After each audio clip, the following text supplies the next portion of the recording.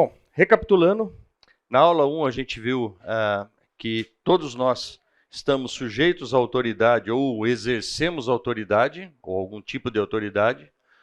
Vimos também, segundo os textos de 1 Pedro 2, 13 e 14, Romanos 13, 1 e 2, esse último é o texto de referência para o nosso estudo, que as autoridades foram estabelecidas por Deus e que não respeitar as autoridades é desrespeitar o próprio Deus. Portanto, nós temos que obedecer às autoridades e nossa autoridade, ou nossa autoridade maior, ou nossa maior autoridade é a palavra de Deus, que é Cristo, ok? Segundo os textos de Atos 5, 29 e Romanos 13, 1 e 2, respectivamente. Contudo, eu tenho um compromisso assumido de não deixar questões sem resposta. E na última aula, não sei se as pessoas que perguntaram estão aqui, Pedro não, né? Duas perguntas foram feitas. A primeira delas a respeito da autoridade adorada, que é uma definição baseada nos 3 tipos de autoridade que a gente viu, de Max Weber. E a gente vai voltar nesse tema para entender o que é essa definição, e vai ser muito interessante a gente falar a respeito disso, porque a gente, e brincadeiras à parte, né, a gente falou da autoridade adorada, tá?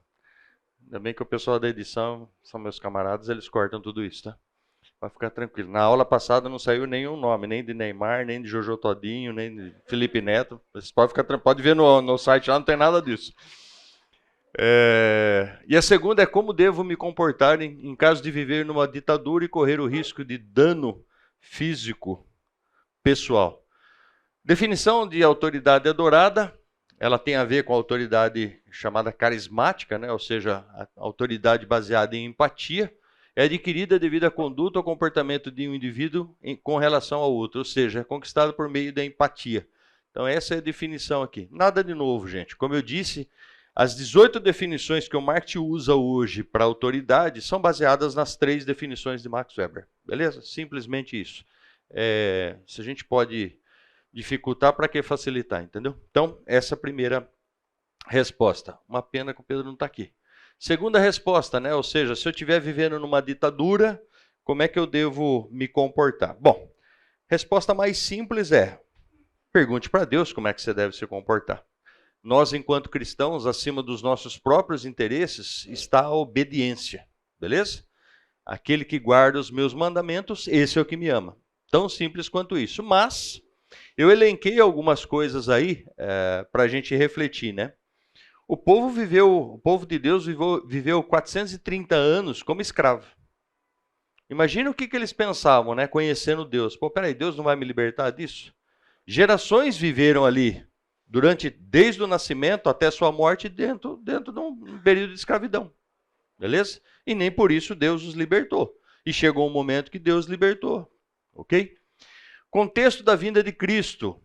Eu falei aqui da série The Chosen, né? Quem está assistindo, acho que percebeu, né? Ou seja, a gente sabe que historicamente existia uma ânsia do povo de Israel pela libertação do domínio romano. Beleza? E todo mundo esperava que Jesus viesse como um grande conquistador, aquele cara que arregimentasse todo o povo e libertasse o povo judeu da escravidão dos romanos. E não foi isso que aconteceu. Ou seja, Jesus veio com a intenção de nos libertar da morte eterna, não do domínio humano. Portanto, domínio humano, essa não é a prioridade de Cristo e nunca foi a prioridade de Cristo. Então, a gente tem que entender qual é o papel do Messias, ou seja, ele veio para nos resgatar do pecado e da condenação eterna. Ele foi um revolucionário.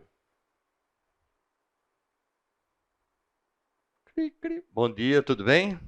Tem café lá, tá, pessoal? Depois vamos tomar um aí para ver se acorda. Ele foi um revolucionário ou não? Por que não?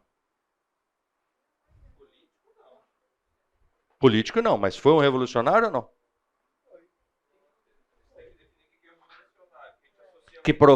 Que provoca uma revolução.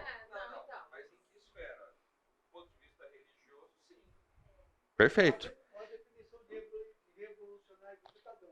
Se a gente olhar para o contexto e o que Cristo trouxe, ele causou uma revolução. Até porque a gente sabe que, né, o calendário judaico-cristão, judaico-cristão não, o calendário cristão, ele se divide antes e depois de Cristo. Por quê? Porque ele causou uma revolução. Ele veio e mostrou um reino, né? Trouxe o reino de Deus. Então, se você olhar para aquilo que... E a gente vai ver alguns personagens, alguns dos quais se aproximam, né, do contexto de revolucionário, a gente vai perceber. Fizeram coisas que gravaram seus nomes na história, por quê? Provocaram uma revolução. Então, do ponto de vista de criar uma situação, uma condição no mundo diferente daquilo que era, Cristo é um revolucionário. Beleza? Não levantou armas, pelo contrário, né? Baixou armas, atuou com amor e estabeleceu o reino. Certo? Tudo bem aí? Quais suas armas? Quais são as armas de Cristo? Quem quer abrir lá? 2 Coríntios 10, 4 e 5, por favor.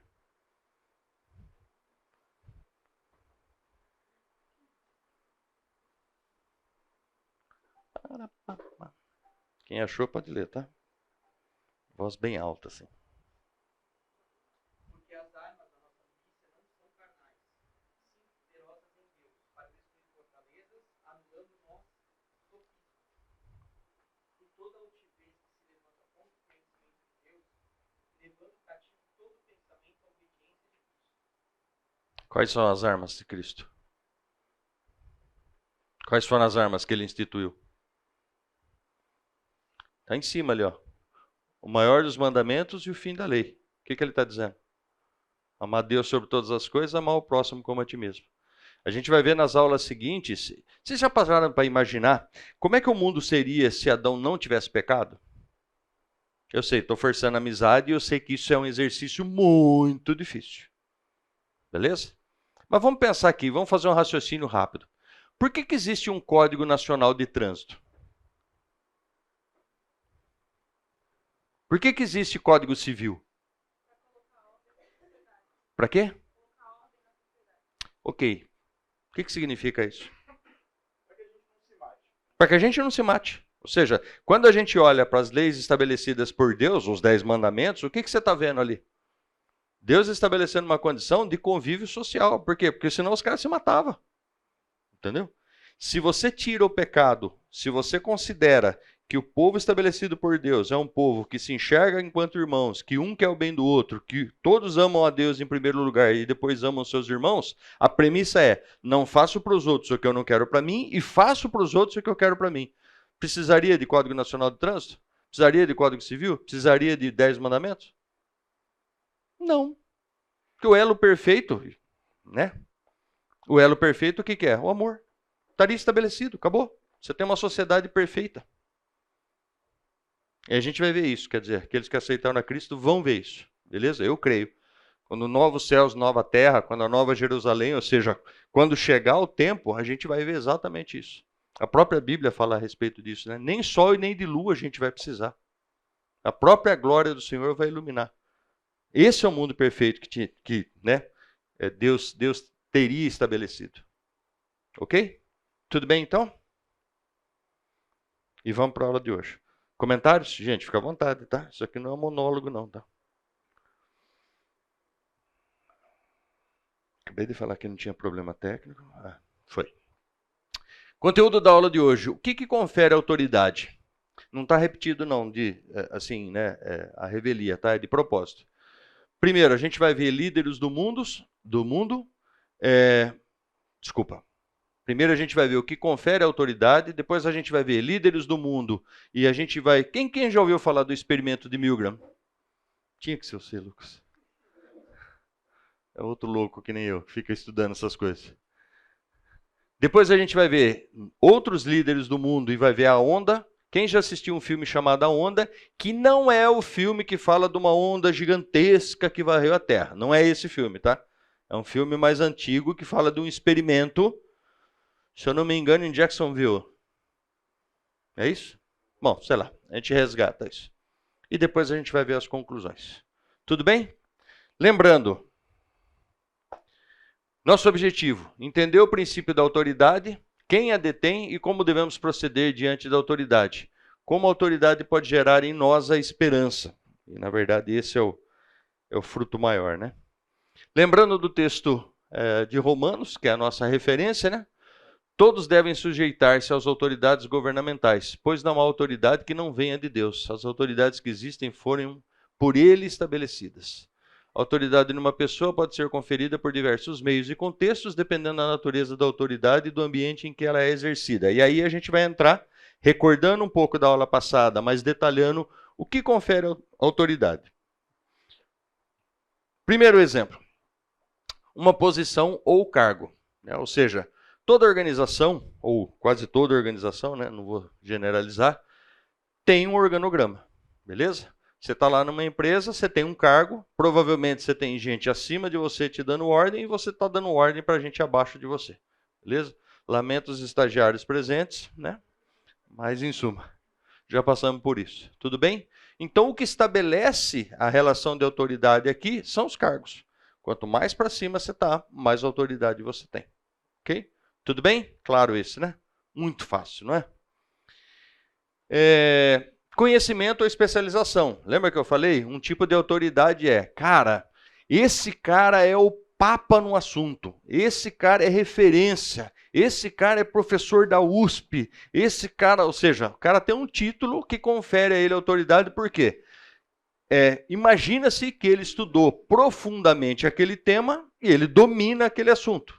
Então, ele é uma autoridade naquele assunto. Então, isso é baseado em conhecimento, ok? Tudo bem? Vocês estão entendendo tudo ou é sono? O que é? Todo mundo caladinho. Que coisa, hein? Experiência. Então, ou seja, a longevidade. Isso daqui está ligado ao anterior, ou seja, conhecimento. Por exemplo, você olha para o Rodolfo, tem cara de jovem, ninguém sabe que ele tem 70 anos, mas do alto dos seus 70 anos, já viveu tanto, tem tanta experiência que você pode perguntar qualquer coisa de vida para ele que ele sabe. Ou seja, qual é a ideia? Experiência, ou seja, tempo fazendo alguma coisa ou tempo vivendo. Ok? Essa é a ideia aqui. O que mais? Carisma pessoal. Obama, né? Obama não? Não, tá bom. Ou seja, autoridade deriva do carisma ou habilidade dele de influenciar pessoas, de convencer pessoas. Ok? A Raquel falou que não foi um bom exemplo o Obama, mas tudo bem. Ou seja, próximo eu mudo. Mas a ideia o que é? A pessoa carismática. Sabe aquela pessoa que chega no ambiente e já transforma o ambiente? Aquela pessoa que sabe tem a capacidade. Você, por empatia a ela, você acaba fazendo coisas que ela te pedir e por aí vai. O que mais? Consenso ou reconhecimento. Lembra que a gente falou na aula passada? Chefe versus líder. O que significa isso? Chefe é o cara que está na hierarquia e você tem que obedecer. Mas toda empresa ou toda organização sempre tem um formador de opinião. Sempre tem um cara que é reconhecido como líder. Às vezes ele é difícil, não vou falar do estagiário. Mas às vezes ele está no nível hierárquico lá embaixo. Só que as pessoas ouvem essa pessoa, as pessoas seguem essa pessoa. Ou seja, ela tem essa capacidade de influenciar pelas posições, por carisma, por empatia, o que quer que seja. Mas, né, ele é reconhecido como um líder e as pessoas o seguem por isso. Tudo bem? Tradição ou costume. Ou seja, as pessoas, né, e aí certas culturas ou comunidades, e eu usei exemplo dos judeus, né, o que é uma tristeza, tá? Tem muita gente que fala, nossa, a tradição judaica é tão bonita. Gente, para mim isso daqui é... Quem já assistiu a série Shitzel no Netflix? Ninguém? Assistam. Só que assim, se você já estiver meio deprimido, não assista. Beleza? Porque aí você vai ter que tomar Rivotril. Beleza? O negócio é... E assim, é um retrato de como o judeu vive hoje, nos nossos tempos. É deprimente. Deprimente. Beleza? E por quê? Baseado em religião, em tradições, baseado numa série de situações que, desculpa, né, afastaram eles do seguir a Torá, entendeu? E geram todo um contexto que está na órbita daquilo que é importante. Então, esse é um tipo de autoridade, né? Tradição. Então, eu sempre escuto em debates, eu adoro ouvir debate onde tem judeu. Beleza? E a primeira coisa que eles falam num debate é, não, porque o rabino tal falou tal coisa. Diferente de falar, porque a Bíblia fala tal coisa, ele fala, não, o rabino tal, no ano tal, interpretou esse texto dizendo isso, beleza? Então você vê que para eles isso daqui é modo de vida, inclusive, né? Isso é modo de vida, né? O rabino tal, nossa, foi o rabino mais... E não reconheceu Jesus Cristo. Uma pena. O que mais? O que confere autoridade? Delegação, né? No caso aqui, uma procuração. O que significa isso? Alguém que tem autoridade, delega, ou seja, transfere, transmite autoridade para outra pessoa e a outra pessoa pode falar em nome dessa pessoa. Ok? O que mais? Meu primo. Mas eu sou bonzinho, tá? Eu não quero guerra, beleza? Fique tranquilo. Conquista ou coerção. Em algumas situações, a autoridade pode ser adquirida por meio de força, coerção, conquista, né? Ou seja, quem olha para a história desse cara é impressionante, né? Dizem as más línguas que esse é o cara mais rico do mundo hoje, beleza? Enquanto os caras estão falando de 100, 200 bilhões, a fortuna desse cara é estimada, porque ninguém consegue rastrear, né? Ex-KGB o cara, né? Em 600 bilhões de dólares, entendeu? E tá lá no poder já faz, que, uns 20? Ah, faz, né? Entendeu? E como é que ele faz isso? Ora ele compra, ora ele mata. Beleza? Bem simples. Então, é um cara, o poder dele está estabelecido a partir dessas bases. Beleza? Extremamente hábil, né? Tem um discurso nacionalista incrível. Os russos que vivem lá, não sei se alguém tem contato com um russo que vive lá, a gente tem família lá ainda. E os caras falam que é idolatrado, entendeu? Boa parte da situação idolatra o cara. Não gostaram muito de ir para a guerra, mas boa parte, beleza?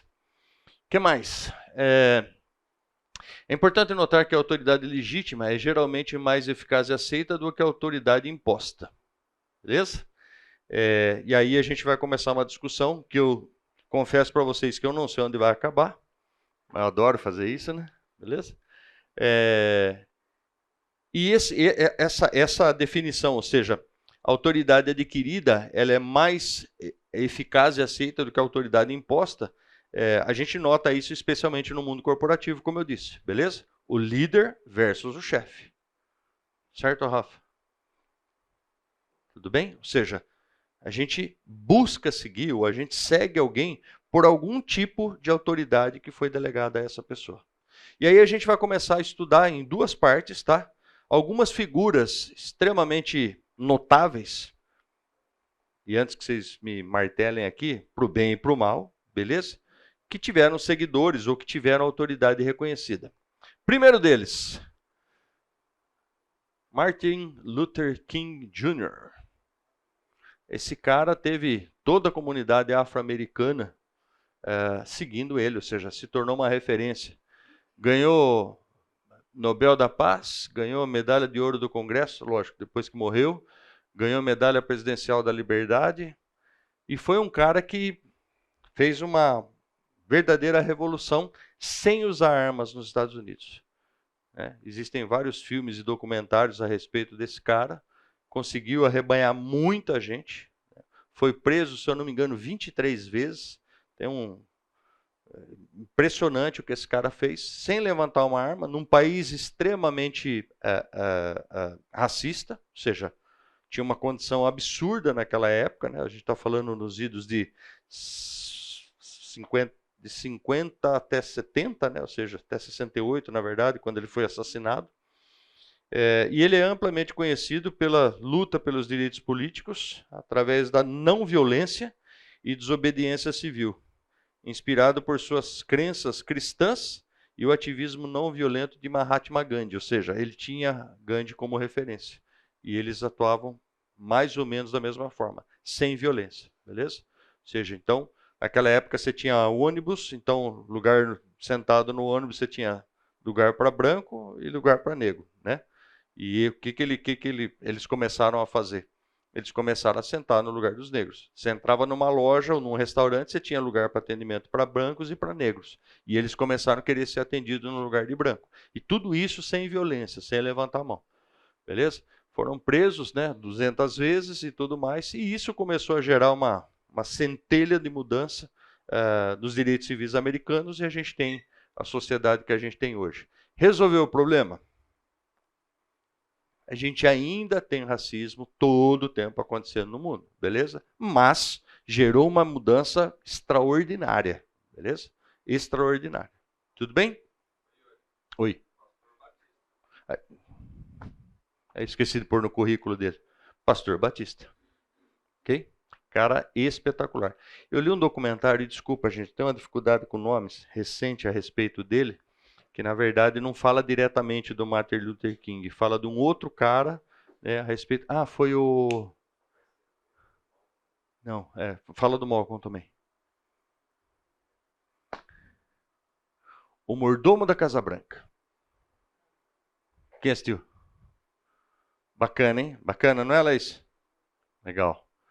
Fala a respeito, lógico, está falando da história, mas fala do pai do Malcolm X, se eu não me engano, né? Que é o mordomo, né? Ou, sei lá, o cara era amigo do Malcolm X, e toca na história do Martin Luther King. Fala a respeito do que eles conseguiram com a revolução lá dentro.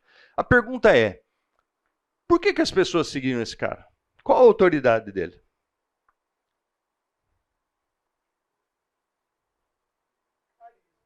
O quê? Será? Oi?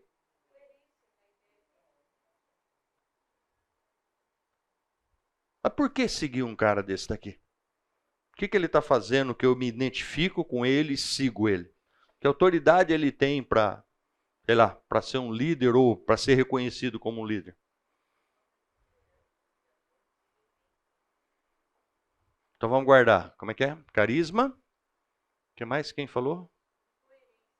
Coerência. E falta de esperança. Vamos guardando aí, beleza? Vai capitalizando aí, tá? Quem guarda?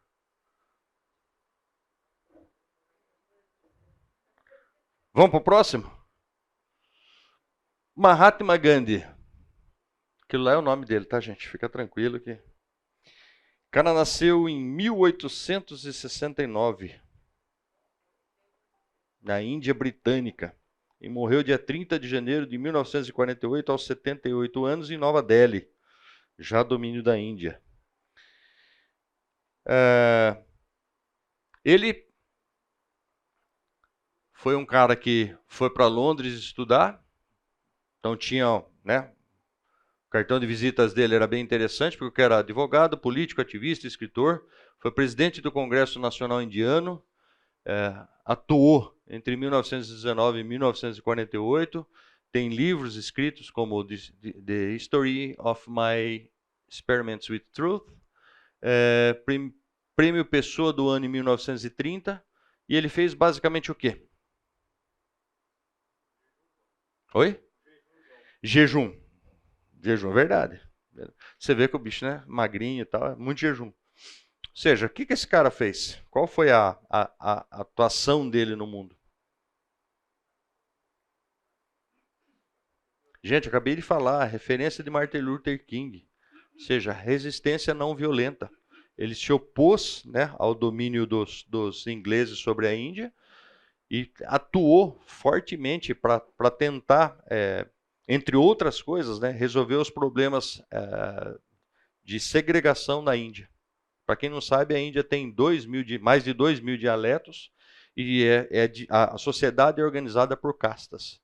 Algumas são consideradas lixo, beleza? Perto de outras que são abastadas. Os casamentos até hoje são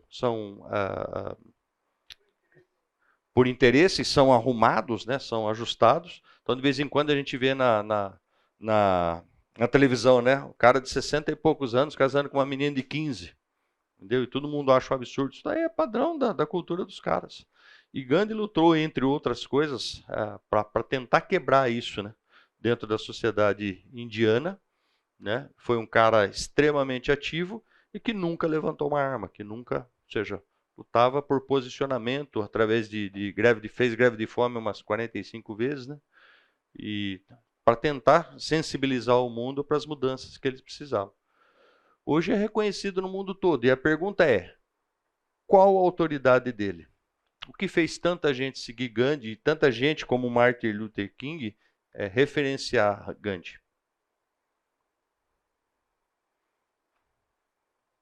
Cri, cri. O quê? Os ideais, os valores do cara, os princípios dele. Certo? Oi? Falava 171?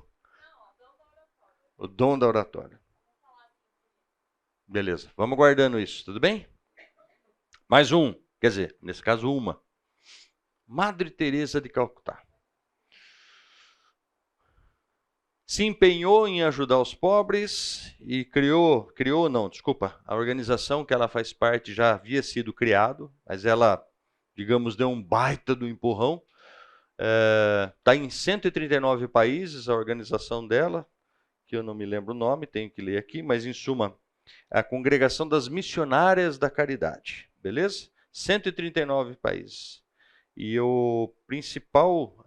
a principal atividade dessa organização é apoio aos pobres, né? Ou seja, ela recebeu um monte de prêmio, né? Foi beatificada em 2003, é uma santa, pelo Papa João Paulo II e canonizada em 2016 pelo Papa Francisco. O que fez tanta gente seguir essa mulher e ter essa mulher com referência? Ou seja, qual a autoridade dela?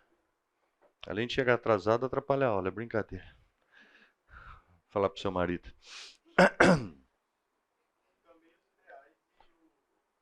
Também os ideais.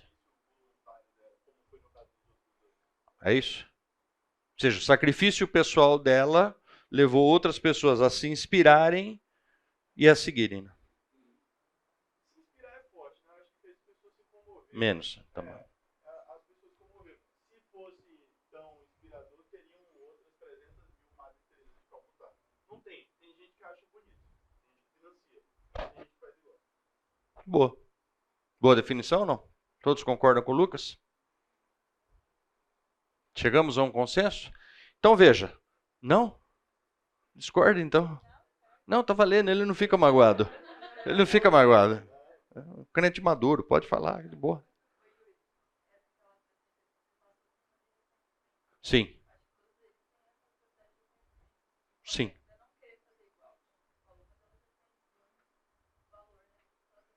Legal. Tudo bem, então? Vimos esses personagens... Oi? Ah, desculpa, Marina. Vou te passar o microfone. Vamos lá. Basicamente, o que a Marina falou é o seguinte. No princípio da autoridade, existe um princípio que é o de reconhecimento. Ou seja, é reconhecer a pessoa como líder por algo que ela fez ou por algo, a identidade dela, beleza? E as pessoas reconhecem, acham legal e acabam seguindo ou acabam tornando essa figura como uma referência, beleza? Seguindo foi adição minha, tá? Ela não falou isso. Mas seguir no princípio de, ela se tornou uma referência. E o Lucas, né, no comentário dele, ele falou, nem sempre seguem, porque se seguissem não eram só 5 mil membros que estariam nessa organização que ela criou. Seriam 5 milhões, seria sei lá quanto. Tudo bem? Foi isso, Mar? Pode corrigir, tá? Vamos lá. Chegamos à empatia, reconhecimento, chegamos a várias características de autoridade para esses 3 que a gente viu, certo? 3 Martin Luther King, Gandhi e a Madre Teresa. Agora, para confundir a cabeça de todo mundo. Quem já ouviu falar no experimento de Milgram?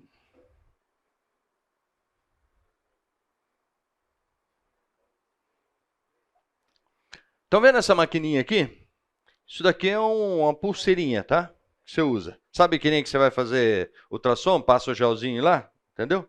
Então, passa o gelzinho e ele tem 2 eletrodos. Dá choque. Beleza? Qual é a ideia do experimento desse cara aqui? Stanley Milgram. E veja, tem um monte de contestação, tem discussão, tem briga e tudo mais. Mas basicamente é o seguinte, como é que funcionava? Milgram chegou um belo dia e começou a contratar gente nos Estados Unidos para fazer esse experimento. E do que tratava o experimento? Ele queria identificar até onde as pessoas obedecem à autoridade. Ok? Antes que alguém pergunte, mas o que isso tem a ver com a autoridade? Beleza? Ele queria identificar até onde as pessoas obedecem à autoridade. E o que ele fazia? Ele criou essa máquina, beleza? E essa máquina, cada um desses botões aqui, tem descargas de 15 a 485 volts. Ok? Então, 15 volts, depois 30, depois 45, 60, e aí eu já não sei mais múltiplo, né? 75. Chegava a 485. E uma coisa legal, cada botão desse, ele tinha 3 posições. Posição desligado, posição ligado sem aplicar o choque e posição choque. Beleza? Tudo bem? Claro? Então tinha uma máquina dessa. Ele ficava sentado numa sala, e na sala ao lado, tá vendo que tem uma sala ao lado, aqui tem um vidro, ficava sentado uma outra pessoa, um outro voluntário, ok? Que ia receber os choques que ele ia aplicar dependendo da situação. Bom, qual era o apelo desse experimento? O Milgram disse o seguinte: eu, enquanto pesquisador da Universidade de Yale, uma universidade extremamente reconhecida nos Estados Unidos, eu preciso fazer uma pesquisa a respeito dos níveis de aprendizado das pessoas. Ok? O que significa isso? Eu vou chamar 2 voluntários. Um vai atuar como professor, um vai atuar como aluno. Ok? O professor ele vai fazer perguntas e o aluno tem que responder essas perguntas. Toda vez que o aluno responder errado, ele vai tomar um choque. Começando com 15 volts e conforme for passando, ele vai recebendo descargas maiores até 485 volts. Beleza? Tudo bem? Entenderam o experimento ou não?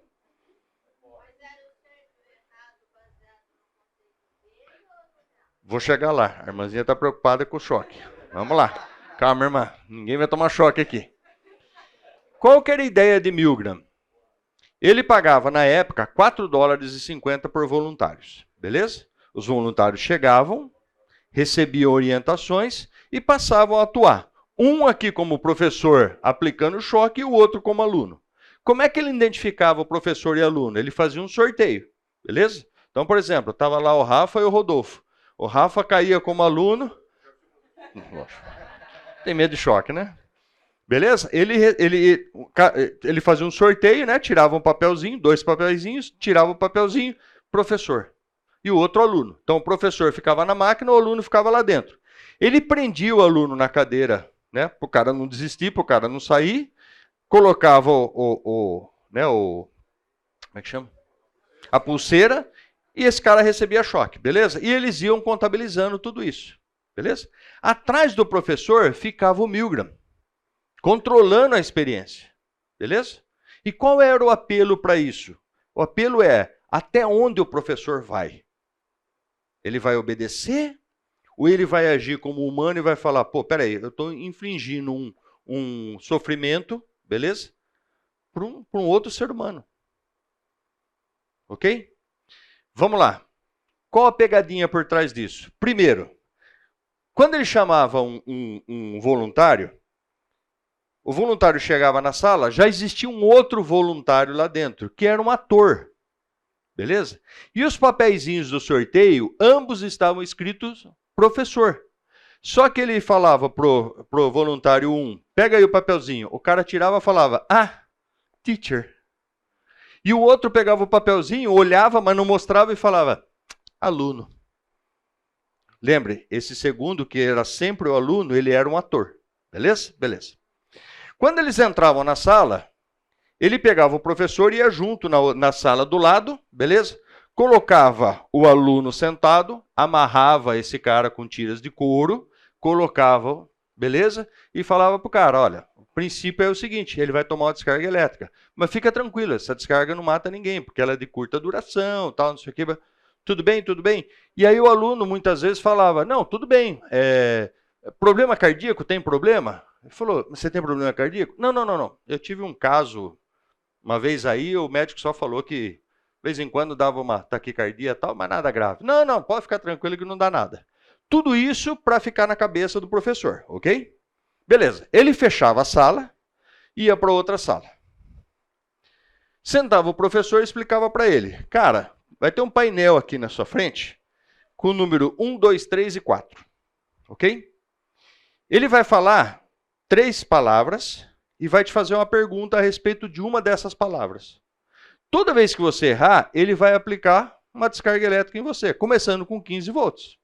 Tudo bem? Então ele fala 4 palavras. Azul, cadeira, banana e carro. Beleza? Aí ele perguntava, o que leva você da sua casa para o trabalho? Aí o cara falava, 3. Não, 3 é banana, filho. O que leva é carro. Pum, choque no cara. Aí o cara tomava o choque. E tudo isso esquematizado. O cara tomava choque? Não, gente, não tomava choque. O cara era um ator e ele estava fazendo uma encenação. Bom, beleza. E os caras começavam. Quando chegava em determinada voltagem, 100 e pouquinho ali, entendeu? E o aluno errava de propósito, óbvio, né? Entendeu? Chegava em 100 e pouquinho, o cara, ai, tomava o choque, ai.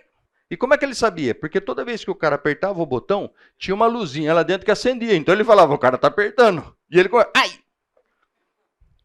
Aí o professor, né, olhava para trás e o cara que era a autoridade, que é o pesquisador, falou, por favor, continue.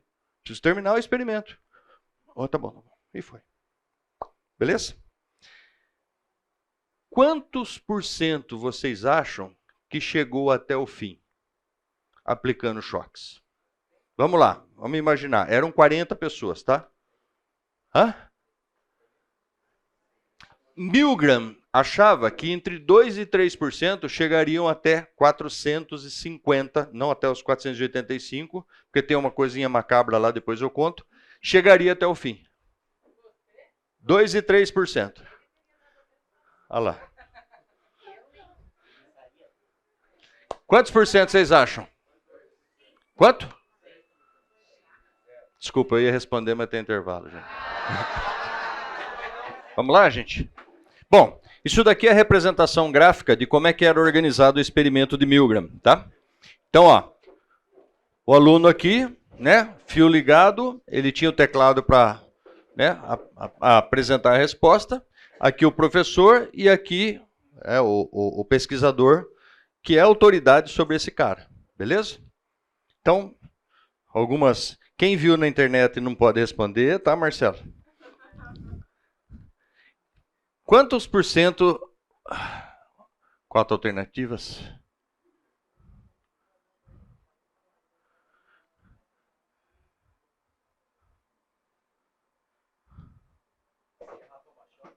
Se errar, toma choque, lógico.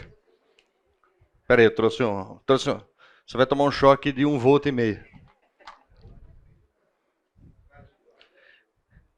Quem acha que foi 3% do experimento, erga a mão.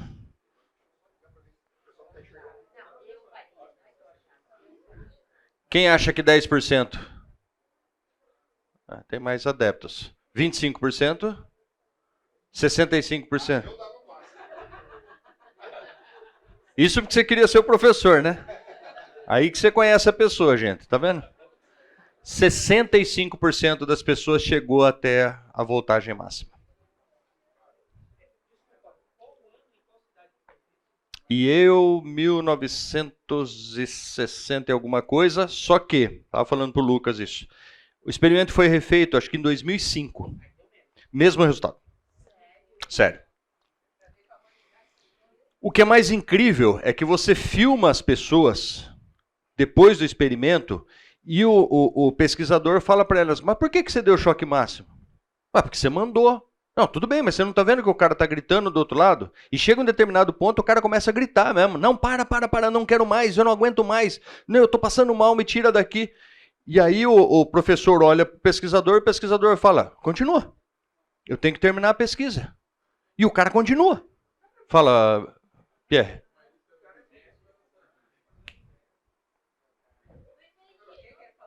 O amiguinho quer acabar com a aula do professor. Ele falou, isso é obediência ou é sadismo? Ou seja, por que o cara está fazendo isso?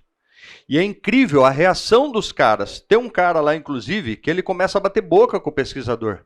Que ele fala, não, cara, isso não está certo. O cara está sofrendo, o cara está gritando. Toda vez que eu dou um choque no cara, o cara está gritando. E se o cara morrer? E o que é mais interessante, em determinado momento, o aluno, ele fica quieto. Ele não fala mais nada. O cara continua aplicando o choque, o cara nem reage. Tipo assim, como se ele tivesse desmaiado, como se ele tivesse morrido. E o cara vai apertando. Foi o princípio do desfibrilador.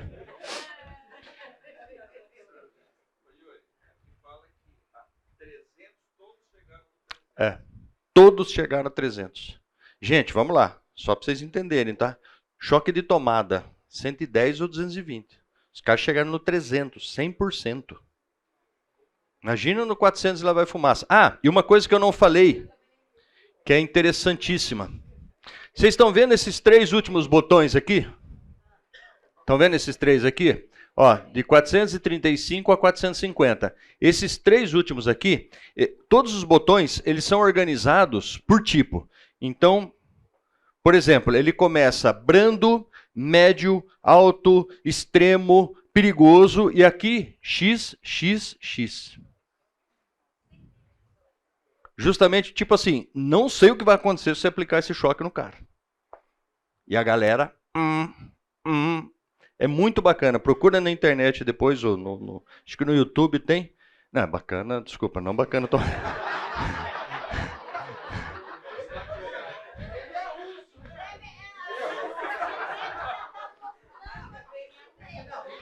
Você vê como é que é. Eu sou russo, mas isso foi feito nos Estados Unidos, tá vendo? Não é? Depois vocês ficam culpando o Putin lá das coisas. Não é?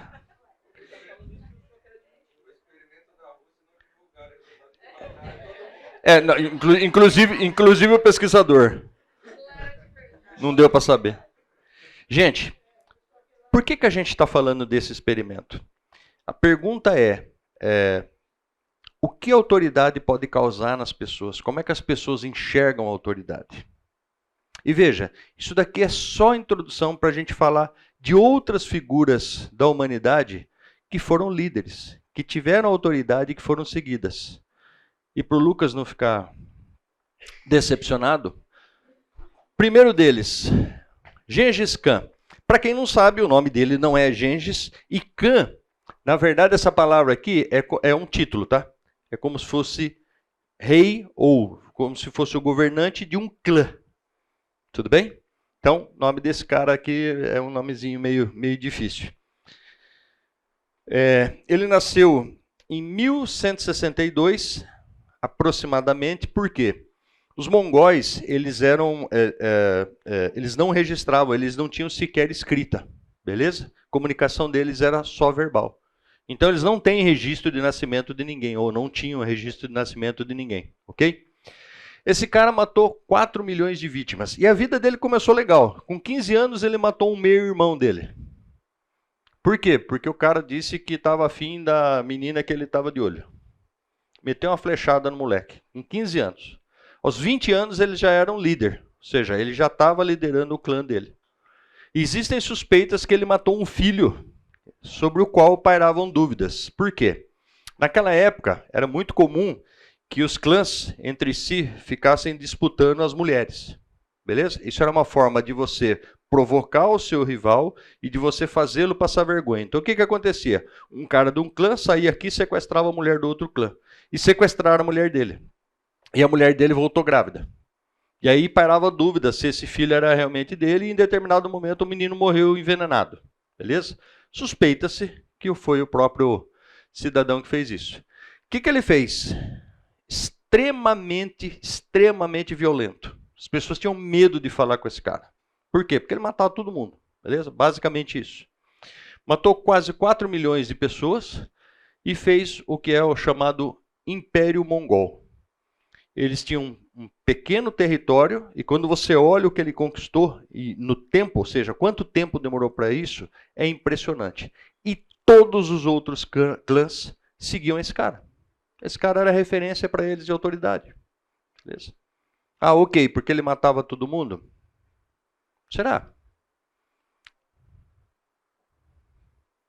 Leopoldo II, bonzinho também, atuou lá no Congo, né, fazendo extração de marfim e borracha. Estima-se que matou 10 milhões de pessoas. Gente boa, hein? Gente boa. Nasceu em 1835, no Palácio Real de Bruxelas, na Bélgica, e morreu em 17 de dezembro de 1909, ou seja, com 74 anos.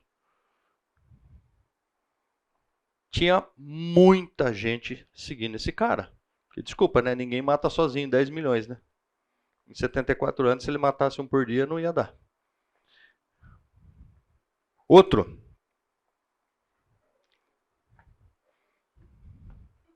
Cara, eu olhava a foto desse cara, e ele lá na minha terra, né? E você olha para a foto assim, e você fala, nossa, esse cara deve ter uns 2 metros de altura, deve ser um guarda-roupa, né? Não. Baixinho, miudinho. Beleza? Olha o estrago que esse cara fez. 20 milhões. Ou seja,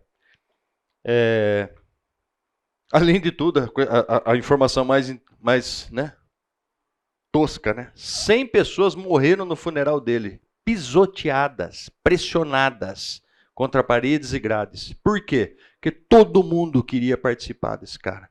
Tamanha era a idolatria que existia em cima desse cara. Bonzinho, matou só 20 milhões. Que tipo de autoridade leva alguém a seguir um cara desse? Outro.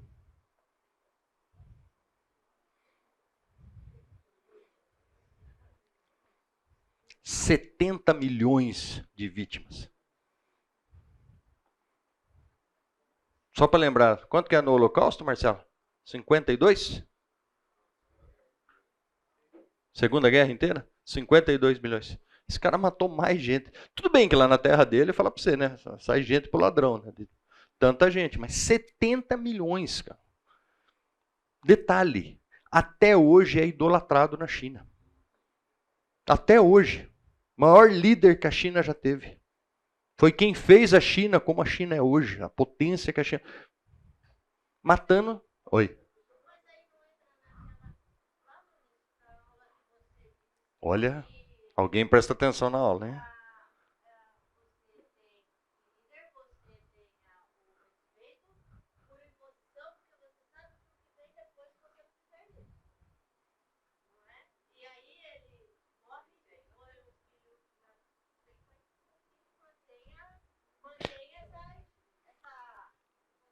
Olha que interessante.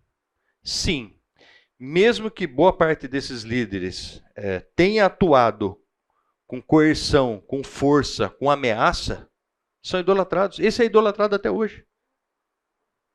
Então, peraí, quer dizer que todo mundo que seguia ele por quê? Risco de morte? Não. Não. Fora que é fácil olhar para o que ele fez e questionar como que as pessoas o amaram. Mas ele só chegou onde chegou para ter poder para fazer o que fez, porque ele foi embasado pelo amor da população. Então, o discurso nunca foi diferente antes. O discurso sempre foi o mesmo e as pessoas acreditaram e acharam que era o melhor e deram respaldo para ele tomar o poder. Se eu soubesse que você ia fazer esse comentário, eu ia falar para você esperar um minutinho, que a gente vai chegar no cara que é a personificação do que você está falando. Entenderam o comentário do Lucas ou não? Muitas vezes o cara pode começar a carreira dele enquanto líder com força, com violência e tudo mais. Mas chega em determinado momento, o que, que acontece? A mesma coisa do princípio da obediência. As pessoas passam a segui-lo por quê? Porque se identificam com ele, porque reconhecem o discurso dele, porque gostam do que ele está fazendo. Parem para pensar, líderes que você admira ou que você segue. Para pensar. Fala, Rafa.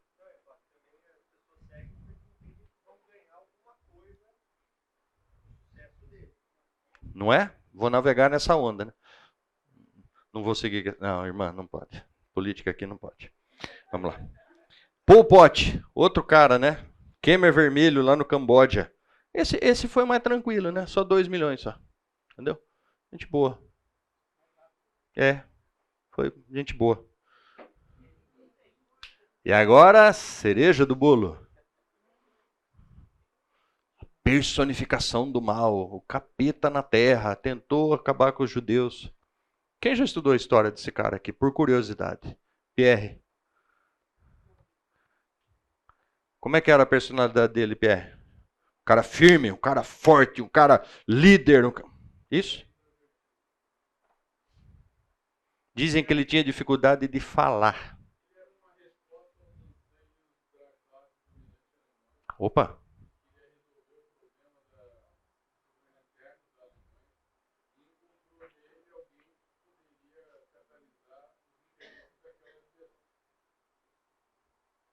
Na verdade, você vê, eu acho que muito da morte de Hitler fala pra gente quem ele era. Como é que ele morreu? A hora que ele viu que a batata estava assando, o que ele fez? Tchau, minha gente.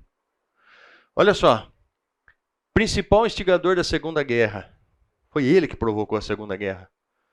Figura central do Holocausto, né? 29 milhões de vítimas. Colocou tudo que é ideia ruim que podia ter e, com um grande apoio popular. Não sei como é que é hoje, Vini, você sabe? Como é que é na Alemanha hoje? Se os caras ainda admiram esse cara ou não? É que não pode falar, né? Hoje não pode falar. Você pode admirar, mas você não pode falar, porque senão você é cancelado. Entendeu? Mas esse cidadão aqui levou um país a fazer o que ele queria. As ideias, desculpa, doentes dele. E um cara, para quem estuda a personalidade de Hitler hoje, você vai saber que, cara, não tinha nada de líder, beleza? Era um cara fracassado, sequer tinha porte físico para entrar no exército alemão, beleza? Não tinha aparentemente nenhuma, ideia disruptiva, vou usar o termo de hoje, né? Disruptiva que levasse pessoas a segui-lo. Nem alemão era.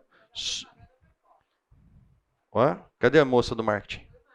Cadê? Ah lá, tá lá. Escutou, irmãzinha? Propaganda foi forte. Ou seja, um cara que levou a humanidade a uma desgraça absurda. Absurda. Quem que segue um cara desse? Um país inteiro seguiu, gente. Um país inteiro seguiu. Mais de um país, exato. Porque tinha aliados, né?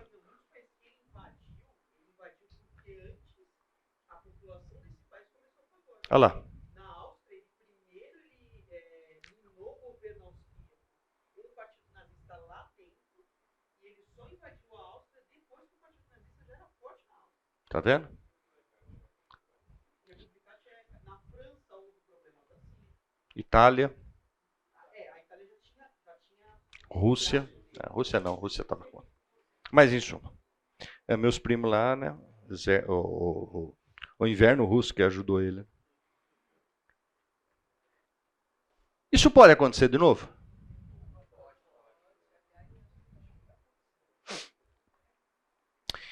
Em 1967, o professor de história norte-americano Ron Jones, desculpa, eu estou lendo porque é muita informação para mim lembrar, né? Resolveu criar um experimento social para explicar aos seus alunos como o nazismo poderia retornar na nossa sociedade. Existe um filme desse, tá? Mas cuidado, não confunda, tá? Porque existe o filme A Onda, que é uma onda gigantesca que se forma no mar, não sei o quê, blá, blá. Não é esse, beleza? Esse é mais antigo. Para explicar aos seus alunos como o nazismo poderia retornar à nossa sociedade. Ele lecionava no ensino médio de uma escola em Palo Alto, na Califórnia. Palo Alto. O professor criou um movimento chamado A Terceira Onda. Isso aqui é um recorte de jornal. 21 de abril de 1967. O filme é mais dramático, tem, tá? O desfecho, inclusive, é diferente do filme para a realidade, tá?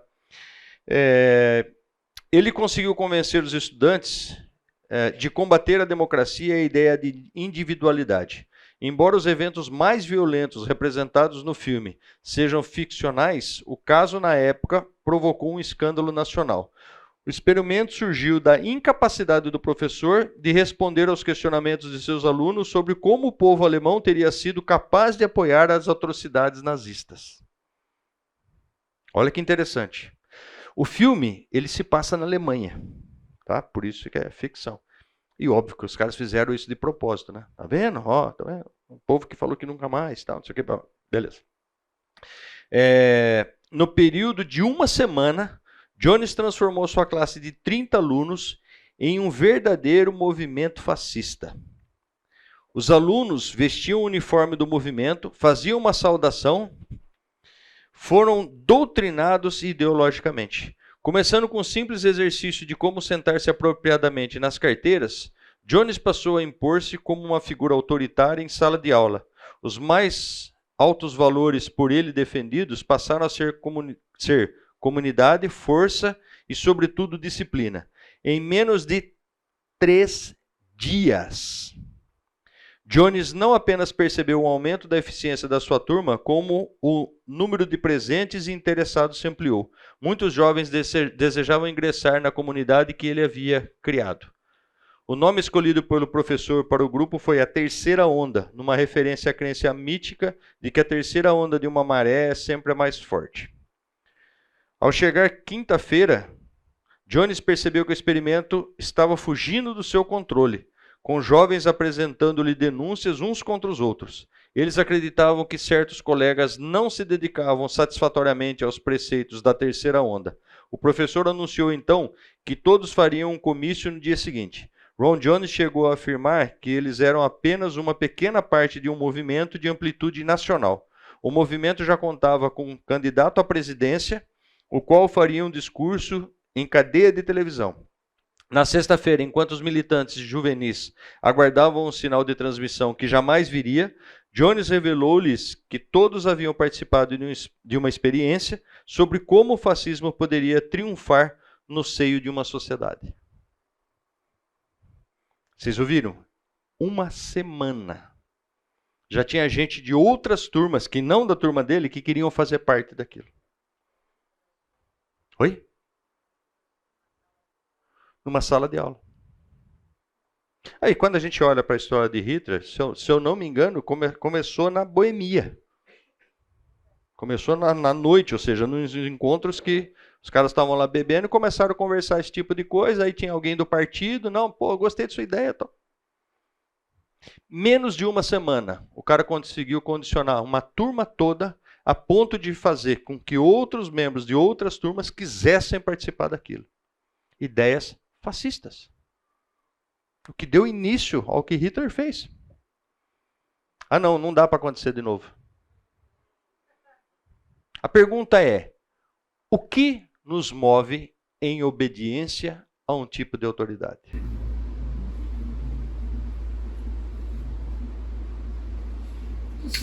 De certa forma, isso demonstra uma necessidade da alma humana de estar sob controle de uma autoridade maior. Porque você vê o Estado Islâmico matando um monte de gente, tinha mulheres, meninas da Europa que vão para lá se casar com os caras. O brasileiro que vai para lá, né? O que move uma pessoa a se submeter ao Estado Islâmico? Admiração. Admiração? Identificação? Não, acho que mais do que isso, estar sob autoridade mesmo. A gente quer que alguém esteja mandando sobre ela. Acho que mais forte do que só a identificação. Eu tenho uma experiência, não vou revelar porque seria antiético, onde crianças que se apegam mais a uma pessoa que as disciplina, muitas vezes dizendo não, do que aos próprios pais que sempre dizem sim. Sim. A pergunta é, por que a criança reconhece numa pessoa que teoricamente não faz as suas vontades a autoridade? Oh, desculpa, a pedagoga devia ter perguntado para ela. Né? Seria mais. Mas o que leva as pessoas a obedecerem um tipo de autoridade? A ter essa dependência para a autoridade? E desculpa, se você perguntar, como no experimento de Milgram, mas peraí, você deu 450 volts no cara? Por que você fez isso? E no YouTube você vai ver imagens dos caras falando, o cara tentando se explicar, mas você mandou. Mas você viu que o cara estava sofrendo. Mas você mandou. Ok, eu mandei, mas você viu que o cara estava sofrendo, você continuou dando. 65% dos caras foram até o fim. Por quê? Parece ter uma coincidência com uma resposta do tipo, foi o experimento que tu me deste, assim. Por quê? Foi o experimento que tu me deste, assim. Você achei parecido.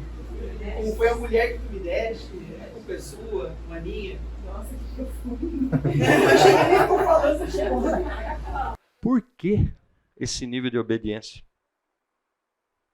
Notem, a provocação aqui qual é? Todos nós exercemos autoridade ou estamos sujeitos à autoridade. Isso é fato. A autoridade, ela nos é conferida por algum motivo, por alguma razão. A gente elencou algumas delas, beleza? A pergunta é, como nós nos sujeitamos à autoridade.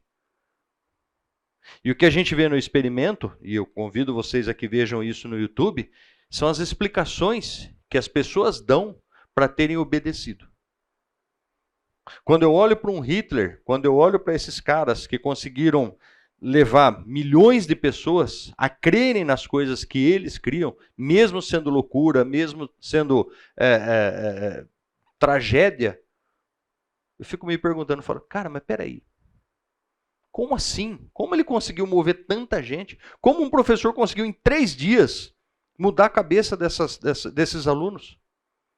Gente, nós estamos falando de universidade na Califórnia, Palo Alto. Nós não estamos falando de ignorante. Nós não estamos falando do povo lá de Gengis Khan, nós estamos falando de gente esclarecida. Como é que consegue fazer isso? Essa obediência está baseada no quê? E que autoridade que eles reconhecem? Yuri, eu vejo que a obediência vem do próprio design que Deus fez no nosso coração de buscarmos a adoração ao um ser superior. O nosso coração, citando o irmão Paulino, é uma fábrica de ídolos. E o que muitos desses políticos populistas fizeram foi tentar evocar dentro do coração daquelas pessoas uma idolatria por um sentimento, por um pecado, e que faz com que elas obliterem no coração delas o significado de Deus e coloquem uma outra coisa naquele lugar e de fato a adorem. Eu vejo que isso é um pouco diferente do que aconteceu no experimento de Rio Grande, por exemplo. Que as pessoas, aí sim parece mais com um comentário que ele fez, né? Foi o experimento que tu me deste. Ali eu vejo o ser humano numa condição que para ele é confortável, que é, sob uma autoridade eu posso delegar a culpa, que eu posso dizer que foi a autoridade que me mandou fazer. Agora, num movimento populista de apoio de massas, eu vejo que é um pouco diferente. O político sabiamente joga uma premissa de que o coração daquelas pessoas precisa de orgulho, de algo para se orgulhar, de algo para amar, para se apegar, e o coração delas faz o resto. Eleva um ídolo dentro dele. Ou seja, idolatria. Passando a régua, idolatria. Ou seja, todos nós precisamos de um ídolo. Todo mundo concorda? Fala, Cota. Sim, minha visão, tá? Manda. Em todos esses cenários que você apresentou aí, há uma condição de temor. Então, você constrói um Estado que, a partir do medo, da violência, que todos sabem, apesar de ninguém falar. Falar também, você está na lista negra, Isso. Pode ser que amanhã você desapareça. Isso. Então, existe toda essa construção de um temor. Então, esse cara acaba sendo meio que venerado de uma forma negativa, tipo assim, não vou mexer com esse cara porque é um risco. Vladimir Putin, todos os outros que você passou. Quando esse cara se coloca propício a alguém, essa pessoa sente uma vantagem. Porque todos nós temos dentro do nosso coração uma questão de sobrevivência, de cuidado. Então, tipo, se eu me aproximo, ainda que eu não concorde com os ideais dele, aí soma o que o Lucas falou, que a culpa é dele, não é minha. Mas se eu me aproximo dele, de alguma forma eu estarei seguro e vou proteger os meus. Segundo ponto, as pessoas que sabem que eu tenho uma proximidade com esse líder também vão me respeitar e vão me temer. Porque eu tenho essa condição. Então, assim, eu acho que para muitos foi só o temor e o risco. Para outros, o temor associado ao fato de também buscar uma autoproteção e respeito naquele meio, né? E eu vejo uma mescla disso. Uma vez eu vi uma reportagem sobre um estudo, né, falando sobre essa questão de Hitler. E a pessoa que estava fazendo o comentário disse assim, olha, os soldados, o exército, as pessoas que estavam ali, eles obedeceram. Então, havia uma autoridade e eles tinham que obedecer aquilo. Então eles obedeceram. É claro que a gente traz para a questão ética, moral e todos os nossos princípios, mas eu faria, não faria, e isso e aquilo, mas existe esse fator. E a gente não vê, não é muito diferente do que a gente vê, por exemplo, você trouxe muito a questão do corporativismo, né, dentro do ambiente corporativo. E às vezes você pode ter lá um líder que o cara, ele é um psicopata, ele é um sádico, ele é um cara ruim, mas aqueles que têm proximidade a ele têm benefícios. E acabam assimilando um pouco da postura dele, né, e se mantêm em cargos elevados, tem uma ascensão. Os outros não. E aqueles que se opõem a isso, e que não consideram, não leva muito tempo, são descartados dentro daquele meio. Deixa eu aproveitar um Comentário seu agora. Eu tive uma experiência, eu sou consultor, então eu estou sempre passando em diferentes empresas. E isso é uma coisa que eu gosto muito, porque eu aprendo muito. Mas eu tive uma experiência, porque a gente conhece chefes e chefes, líderes e líderes. E essa experiência foi aqui em Campinas, foi muito tosca, porque assim, o que acontece? O cara, o chefe, o dono da empresa, eu não vou chamar ele de Hitler, tá? Que ele não conseguiu levar o país inteiro. Mas o cara era o cão chupando manga, cara. Impressionante. Um cara extremamente duro. Tipo assim, tratava as pessoas, sabe, de uma maneira rude. Um cara ruim mesmo, cara ruim, sabe? Eu me sentia desconfortável, só que a gente tinha um contrato lá com uma outra empresa, tinha nada a ver com a empresa dele, né? E eu confesso que se eu tivesse conversado com esse cara, eu não teria feito o projeto na empresa dele, porque eu ficava, assim, assustado a forma como esse cara trabalhava. Longe desse cara, todo mundo reclamava. E eu me questionava, pô, mas o cara está reclamando, mas está aqui trabalhando debaixo dele. E aí aconteceu uma situação. Esse cara ficou doente. Ele ficou afastado. E aí pegaram um cara que era o gente boa da empresa, beleza? E colocaram o cara no lugar do chefe. Tipo, ó, o chefe está afastado e ele mandou você tomar... O cara, gente boa, virou o cão chupando manga. Ou seja, percebe? Ele delegou, mas não veio só o poder. Veio o quê? Exatamente. O cara passou a ser a personificação daquele cara. Mas cadê o cara, gente boa? E isso nós... Desculpa, não sei se eu estou te atrapalhando. Fica à vontade. Eu vejo isso em vários... Acho que a gente está vendo uma condição política, por exemplo. Sim. Né, no Estado, mas pensa Al Capone, a máfia. Então, ou no Rio de Janeiro. O cara quer fazer parte O cara daquilo. quer fazer parte. Porque eu estou ali, eu não tenho perspectiva, eu não tenho condição, mas se eu fizer parte, eu vou ser respeitado na comunidade, vou ter alguns benefícios. E aí tem a questão da comunidade. Nós tivemos uma moça que trabalhava em casa, e no bairro que ela morava, eles eram dominados, né, controlados pelo PCC. Então você não podia fazer certas coisas sem antes procurar saber se você poderia fazer diante do PCC. O que o PCC fazia? Em situação de dificuldade de alguém, tá faltando um bujão de gás. Eles iam lá e davam um bujão de gás. Então, assim, as pessoas ainda viam eles como... eles Heróis. cuidam da comunidade. Heróis. Eles trazem isso. Heróis. Então, quem está nesse destaque de liderança tem essa percepção, vê essa maldade, através desse temor, ele consegue se manter, né?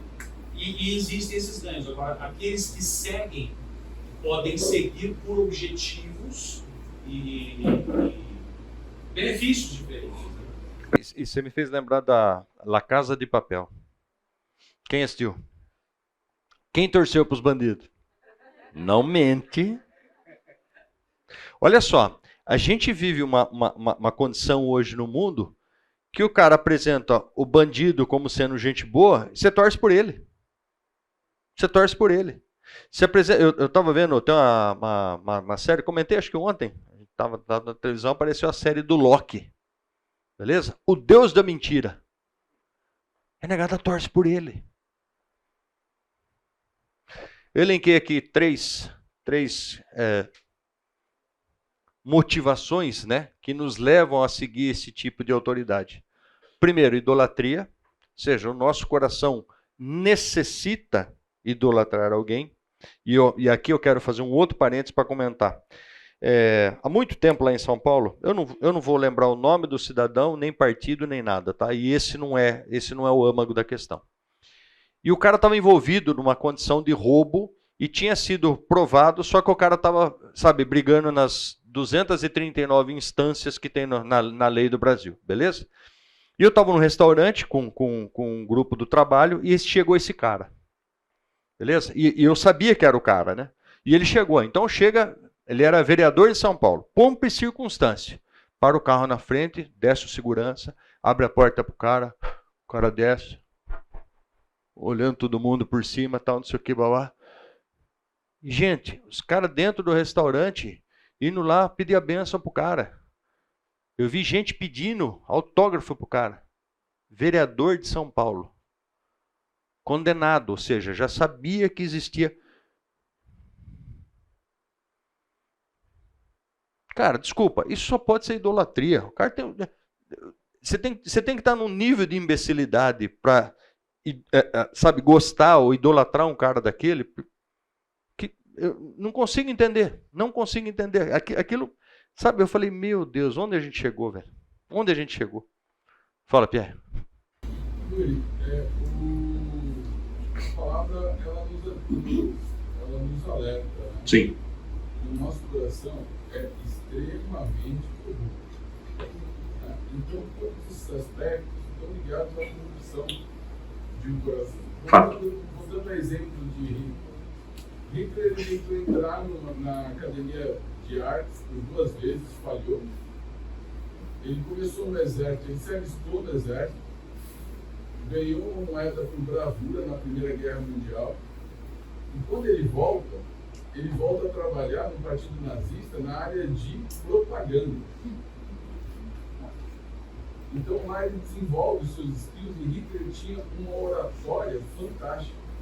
A oratória de Hitler é irretocável quando ele busca direcionar a ação das pessoas, mas firmado em preceitos de um coração corrupto, como o Ricardo busca os seus interesses, busca os seus objetivos, está atrás, né, de objetivos temporais. É por isso que o Senhor falou, olha, não é o teu coração, é a minha palavra. Porque se você for para cá, amigo, não era certo. Veja, idolatria, benefício e temor. 3 condições que nos levam a buscar alguém para mandar na gente. Há muito tempo atrás, eu dizia que o ser humano precisa de uma coleira. Calma, não é casamento, tá? Não é aliança, fica tranquilo. Beleza? Pode continuar namorando, tá? Beleza. O que significa isso? A gente procura servir alguém, no sentido de idolatria. A gente procura, você tem que ter alguém mandando em você. E veja, antes que vocês pensem que idolatria é um santo que, né? Um santo não, desculpa, a imagem que você coloca na sua casa, muita gente idolatra sentimento. Muita gente idolatra coisas, condições, situações. Recentemente aqui na igreja, eu e minha esposa estavam conversando com um casal. Gente, vou falar uma coisa para você. Glória a Deus nas alturas e paz na terra aos homens, porque a minha vontade era atropelar a irmãzinha, entendeu? Era atropelar ela. Falei, meu, não estou escutando isso, cara. Gente cristã dentro da igreja, beleza? Uma situação difícil, aparece uma oportunidade, o que a pessoa fala? É mais ou menos o seguinte, né? Vou orar para Deus me salvar. Está tendo uma enchente. Encheu de água, eu estou no telhado da minha casa. Aí passa um cara com uma canoa, vamos? Não, estou esperando Deus me salvar. Aí passa um cara com uma lancha, vamos? Não, estou esperando Deus me salvar. Passa um cara com um helicóptero, fala, vamos? Não, estou esperando Deus me salvar. Aí o cara morre, chega no céu, Deus fala, mas mandei 3 veículos te pegar lá, cara, você não foi? Porque a pessoa não enxerga. Não enxerga. Por quê? Porque está condicionado ao coração que é ruim. Está numa situação difícil, Deus está dando uma oportunidade. Ah, não. Eu falo, idolatria. A gente tem que estar preso a alguma coisa. 3 minutos, está lá. Benefício, que o Cota disse. Ou seja, se você olha, é exatamente aquilo, né? Todo mundo quer ser amigo do rei. Conhece essa? Né? O que a gente vê, inclusive em igrejas, entendeu? Sou amigo do pastor. Né? Às vezes a pessoa vai falar e para dar validade ao que está falando, usa o nome do pastor. Né? Dia do pastor. Cara, quanto eu vi isso na minha vida, em suma. Ou temor. Entendeu? Alguma coisa vai acontecer e por conta disso, o que eu faço? Me sujeito à autoridade. Ok? Para terminarmos, vamos lá. Em geral, eu não estou generalizando, né? A autoridade dos maiores e mais terríveis líderes humanos foi conferida pela obediência dos que seguem o líder. Beleza? Por quê? O cara pode ter ideias doidas. Se ninguém seguir ele, o que ele faz? Nada. Então, de novo, qual é o grande problema?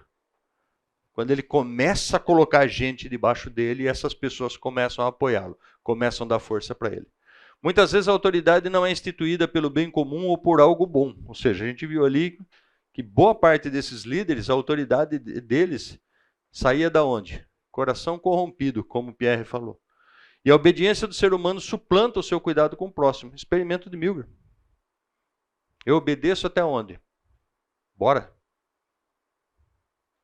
Ok? Tudo bem?